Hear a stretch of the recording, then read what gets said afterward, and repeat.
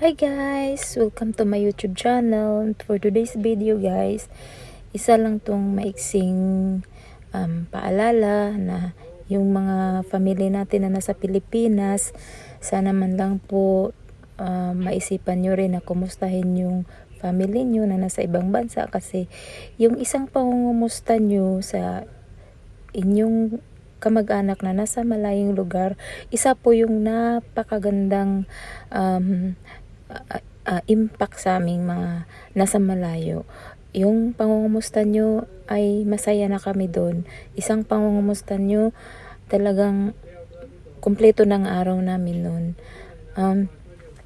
Kaya gusto ko lang sanang iparating yung nasa Pilipinas na sana matuto din kayong mangumusta sa mga kamag-anak ninyo na nasa ibang bansa, kasi yung iba na syempre nagwo-worry din sila kasi nasa malayo sila, tapos minsan nagde-depress sila kasi nga yung pamilya nila hindi na sila naalala, ganun.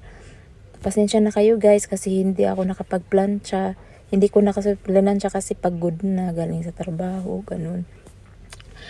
At saka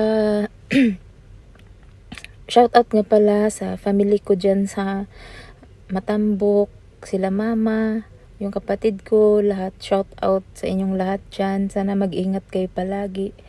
At saka sa ibang kamag-anak ko po, kumusta kayo dyan at mag-iingat kayo palagi. At lagi po kayong magdasal at stay healthy. Huwag niyong pababayaan ang sarili niyo. Enjoy your life. And soon, magkikita rin tayo. And that's all for today's video guys. And bago lang po akong nag-YouTube.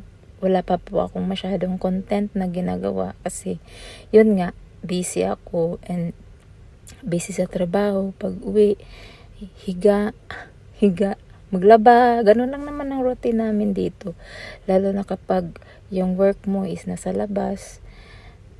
Kaya ang routine is bahay, trabaho, ganun. So have a nice day guys, and see you for my next vlog. Thank you.